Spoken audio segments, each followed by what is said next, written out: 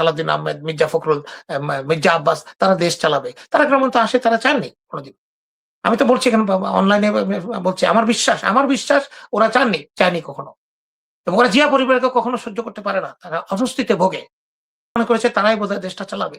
তারাই নির্বাচন করবে, করে তারা ডিফ্যাক্টো বা অস্থায়ী বলেন যেটা বলেন টার্ম বাই টার্ম তারা প্রধানমন্ত্রী হবে। জনগণ যদি হাসিনার মতো একটা স্বৈর শাসককে, একটা ফ্যাসিস্ট শাসককে, যার কিনা গাছ হুকুম ছাড়া একটা গাছের পাতাও নাকি বাংলাদেশে নড়তে পারতো না, তাকে যদি এখান থেকে পালিয়ে যেতে বাধ্য করা হয় তার সাঙ্গ পাঙ্গ সহ, একেবারে মসজিদের ইমাম যে আওয়ামী লীগ করতো সেও পালিয়ে গেছে, তাহলে বাংলাদেশের জনগণ, এই জনগণ এখনো আছে। তাদের নার্ভাস সিস্টেম, তাদের সহ্য ক্ষমতার টেস্ট নেবেন না। তারা ভোট দিয়েছে, রায় দিয়েছে, আপনাদেরকে সরকার গঠনের অনুমতি দিয়েছে, আপনাদেরকে সরকার পরিচালনার অনুমতি দিয়েছে, দেশ সেবার অনুমতি দিয়েছে। সেই কথাগুলি তো তারেক রহমান বলেন। উনি তো বলেন না আমরা ক্ষমতায় এসেছি, উনি বলেন আমরা দায়িত্বে এসেছি। তো দায়িত্বে যখন এসেছেন, দায়িত্বটা কিন্তু পালন করতে হবে। দায়িত্ব একজন আপনাকে দিয়েছে, দেশের মালিক আপনাকে দায়িত্ব দিয়েছে দেশ পরিচালনার একটা নির্দিষ্ট সময়ের জন্য। এমন ভাব যেন কারো মনে না আসে, কার্যকলাপে না আসে, যাতে দেশের মালিক না আপনারাই দেশের মালিক, এটা যেন না আসে। এটা আমরা অনুরোধ করব। আসে না আসার জন্য আমরা সবাই চেষ্টা করব, এবং যেই দলই আসুক সেই দল যেন এটা চেষ্টা না করে। এবার আমি আসি আপনার যে বললেন যে আপনি এই দ্বিতীয় বিষয়টা, প্রথম বিষয়টার মধ্যে আরো কথা ছিল যে প্রধানমন্ত্রীর বাসভবন। দেখুন, বাংলাদেশের প্রধানমন্ত্রী গণভবনে থাকতেন, শেখ হাসিনা সেখানে থাকতেন, মাছ টাস এ করে শ্বাস টাস করে, এখানে বিশাল সেই শাইখ সিরাজের প্রজেক্ট, উনি সবুজ বাংলা, উনি ওখানে 20 ধরনের ফল ফলান, 30 ধরনের ধান ফলান ইত্যাদি করে তাকে প্রজেকশন করা হতো। তারা এখনো বহাল তবিয়তে আছে, তারা এখন তারেক রহমানকে প্রজেকশন করছে। বাংলাদেশে তো ওটা হয় না। বাংলাদেশে ওই খালি একজন পালিয়ে গেলেই সব ঠিক হয়ে যায়, বাকিরা যারা ছিল তারা সব কাপড় চোপড় চেঞ্জ করে ফেললেই তারা হালাল হয়ে যায়, তারা একেবারে সুন্দর নিষ্পাপ হয়ে যায়। এটাই তো বাংলাদেশের দুঃখ। এই জন্যই তো বাংলাদেশে বারবার এই ধরনের ঘটনা, এই ধরনের দুর্ঘটনা বারবার হয়। আমাকে বলেন, তারেক রহমান তো বলেই দিয়েছেন উনি প্রধানমন্ত্রীর বাসভবনে যাবেন না, যেটা যমুনা, যেহেতু ওইটাকে জাদুঘর করা হয়েছে এবং জাদুঘরটাকে উদ্বোধন করা হচ্ছে না ষড়যন্ত্রমূলক ভাবে। সেই 5ই আগস্ট বিরোধী যে বিপ্লব বিরোধী যে এলিমেন্ট গুলো আছে এবং ছিল আগে থেকেই, তারা করছে এটা। এবং অবিলম্বে জাদুঘরটা উদ্বোধন করার ও ওপেন করার আমরা আবেদন জানাই, আমরা এটার জন্য দাবি জানাই।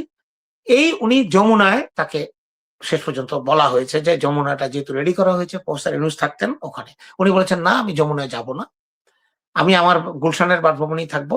আমি মাঝে মাঝে রাষ্ট্রীয় অনুষ্ঠান হলে, রিসেপশন হলে, ঈদের রিসেপশন হলে, বিদেশি অতিথি আসলে সেখানে উনি যাবেন। এইটা হলো সিদ্ধান্ত এখন পর্যন্ত। কোথা থেকে এই নিউজটা বেশ কয়েকটা সংবাদপত্রে আসলো প্রধানমন্ত্রীর বাসভবনের, নতুন বাসভবনের জন্য প্রিপারেশন হচ্ছে, বাসভবন হচ্ছে, এই ব্যাপার কারা এটা করেছে? আমি এটাই জানতে চাই যে সরকারের ভিতরে যে ডিপ স্টেট বলে, বা সরকারের ভিতরে সরকার বিরোধী যে অংশটা আছে, তারা এতই শক্তিশালী, তারা এই নিউজটা কেন দিল? এবং বিএনপিতে যে আজকে যে মিডিয়া কমিটি, অমুক কমিটি, তমুক কমিটি, জাহিদুর রহমান, সাইদ আব্দুল্লাহ, কোন লোক তো বাকি নাই, হায়ার করা লোক সব, কিছু লন্ডন থেকে, কিছু বিদেশ থেকে, কিছু এখানে থেকে, তাদের কাজটা কি? এই ধরনের নিউজ যেটা বিএনপি সরকারের ডিরেক্টলি মানুষের মনে নেগেটিভ একটা এফেক্ট ফেলবে। কারণ আমরা সবাই জানি বিশ্বের বিভিন্ন জায়গাতে প্রধানমন্ত্রী বা প্রেসিডেন্টের বাসভবন গুলো, এগুলাতে বাংকার আছে, টানেল আছে, ইত্যাদি আছে, প্রত্যেকে আছে, আমাদের কানাডাতেও আছে। বাংলাদেশের নাই, নতুন ভাবে হচ্ছে, এখনই করা হচ্ছে। এই প্রচারটা কেন করছে, কারা করছে? এটা তো স্বাভাবিকভাবেই বিএনপি সরকারকে যারা অজনপ্রিয় করতে চায়, যারা বিএনপি সরকারকে আনসাসেবল দেখতে চায়, এটা কি বিরোধী দল হতে পারে, এটা পরাজিত আওয়ামী লীগ হতে পারে, এটা বিদেশি শক্তি হতে পারে, কেউ না কেউ তো করছে। তাহলে যারা দায়িত্বে আছে তাদের দায়িত্বটা কি? তারা কেন এই ধরনের নিউজগুলোকে, এগুলোকে ডাইরেক্ট আপনার গণমাধ্যমে বলে না? এ ধরনের কোন, আমি নিউজটা বারবার পড়লাম আপনার অনুষ্ঠানের আগে, 2-3টা নিউজ পেপারে দেখলাম, এটা পড়লাম, আমার দেশে ছিল, রূপান্তরে, সবার একই নিউজ, একই সাংবাদিক করেছে নিউজটা। সেটা সবকিছুই কিন্তু প্ল্যানিং পর্যায়ে আছে, জায়গাও এখনো ঠিক হয়নি। জায়গা ঠিক করার জন্য গণপূর্ত বিভাগের চিফ ইঞ্জিনিয়ারকে দায়িত্ব দেওয়া হয়েছে। এগুলি সব হলো ভাষা ভাষা ভাব, মানে এটা কোনো কিছু প্রজেক্টেড না, কোনো কিছু রেডি না, কোনো কিছু শিওর না। তাহলে এই নিউজটাকে নিয়ে কেউ বলছে বাংকার কেন লাগবে, এখনই বাংকার কেন, পালানোর রাস্তা কেন করছে, শেখ হাসিনা যেহেতু পালিয়ে গেছে, শেখ হাসিনা হেলিকপ্টারে পালিয়ে গেছে, এই কথাগুলো আমাদের মনে কেন আসে? 2 মাসের মধ্যে এই কথাগুলো কারা আনছে আমাকে জানতে হবে। আমার প্রধান বিষয় এটাই। বাংকার করবে, যাই করবে, এটা দেশের রাষ্ট্রীয় বিষয় করবে। কিন্তু এখনো কোনো কিছু হয়নি। এটা তারেক রহমান এখন পর্যন্ত সিদ্ধান্ত দিয়েছেন কিনা জানেন না। ওখানে লিখেছে প্রধানমন্ত্রী নাকি এই ব্যাপারে উনি জানেন। এই যে প্রধানমন্ত্রী জানেন বা জানেন না, এটা প্রচার করবে কে মানুষের কাছে? সাধারণ মানুষের কাছে কে বলবে? আমি বলব? আমি কি প্রধানমন্ত্রীর দপ্তরের দায়িত্বপ্রাপ্ত? না আপনি দায়িত্বপ্রাপ্ত? আমরা তো সাধারণ মানুষ হিসেবে কথা বলি। আমরা দলকে ভালোবাসি, দলের ভালো চাই, দল যেন মানুষের জন্য কাজ করতে পারে, এটার জন্য আমরা সহায়ক শক্তি হিসেবে কাজ করতে চাই। আমরা দেশের কোনো ক্ষতি হোক এরকম কোনো চাই না। বিরোধী দল যারা আছে, তারা আজকে আছে, তাদের ব্যাপারেও আমরা ইতিবাচক কথা বলতে চাই, নেতিবাচক বলতে চাই না। তাহলে কেন এই ধরনের খবর প্রচার হচ্ছে? এগুলোকে অবিলম্বে প্রধানমন্ত্রী তারেক রহমানের অবিলম্বে ব্যক্তিগতভাবে এগুলোর দিকে নজর দেওয়া উচিত। কারণ public perception is very important.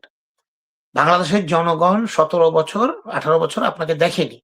আপনার কথা শুনেছে, আপনার মাকে দেখেছে অনেক বেশি। আপনার বাবাকে দেখেছে 4-5 বছর, 3.5 বছর। আপনাকে কিন্তু দেশের প্রধানমন্ত্রী হিসেবে বা দেশের কর্তা হিসেবে, দেশের দায়িত্বপ্রাপ্ত হিসেবে দেখেনি। তারা জানে না। আপনার ব্যাপারে বিশাল ধরনের গুজব, বিশাল ধরনের ব্যাড ইমপ্রেশন হাসিনার আমলে ছড়ানো হয়েছে। এবং সেই প্রথম আলো, সেই ডেইলি স্টার এখনো আপনাদের কাছে প্রিয়, আপনার কাছেও প্রিয়। আপনি সেটা নাকি ডেইলি পড়েন।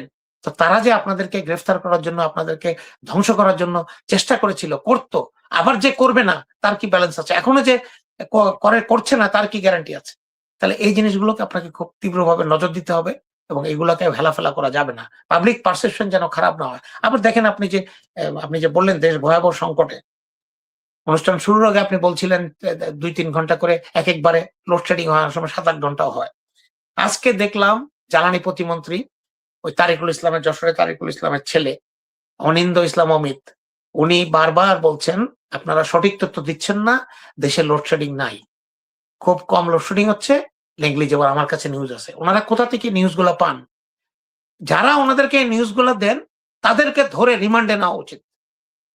আমি মনে করি যারা এসব নিউজ দেয় মন্ত্রীদেরকে সাংবাদিক সম্মেলনের জন্য এবং প্রধানমন্ত্রীকে স্ক্রিপ্ট দেয়, ভাসানির ব্যাপারে স্ক্রিপ্ট দেয়, কোন সালে ভাসানি মারা গেছে এটা বলে না, কোন সালে দিয়েছে এটা বলে না, উনি যেন এটাকে বলে জনগণের সামনে একটা বিতর্কিত অবস্থা, একটা বেইজ্জতি অবস্থায় পড়েন।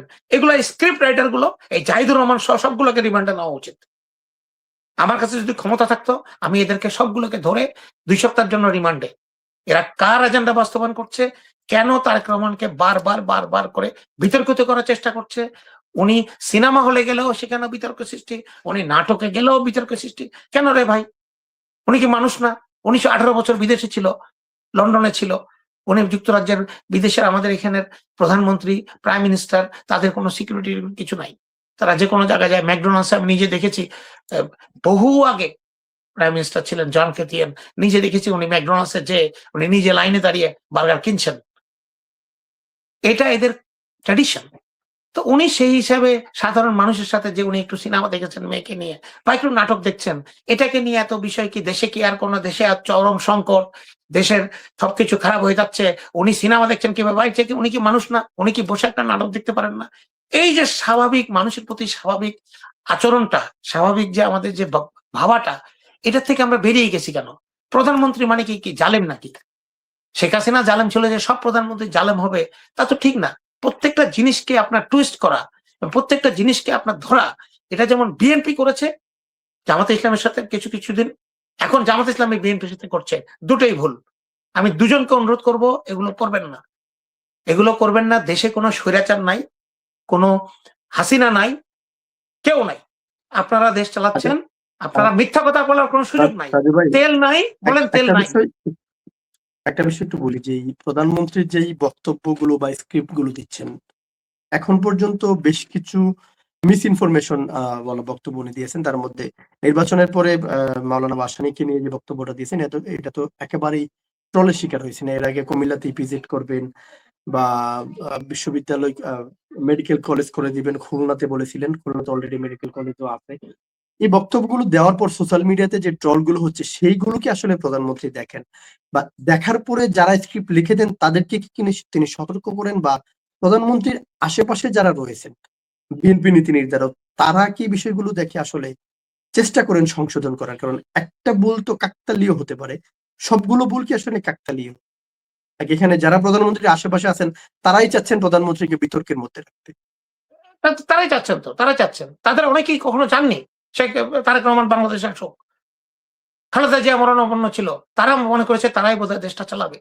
তারাই নির্বাচন করবে, করে তারা ডিফ্যাক্টো বা অস্থায়ী বলেন যেটা বলেন টার্ম বাই টার্ম তারা প্রধানমন্ত্রী হবে। সালাউদ্দিন আহমেদ, মির্জা ফখরুল, মির্জা আব্বাস তারা দেশ চালাবে। তারেক রহমান তো আসে তারা চাননি কোনদিন।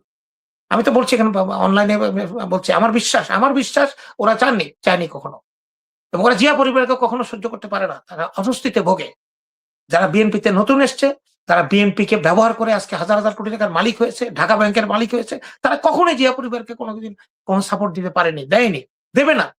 তারা নিজেকে ছাড়া পৃথিবীর কাউকে সাপোর্ট দিতে পারে না। এটা দলের বিরুদ্ধে গেলে কিছু করার নাই। কিন্তু আমাদের দুঃখের বিষয় হচ্ছে তারাই আজকে দল চালাচ্ছে।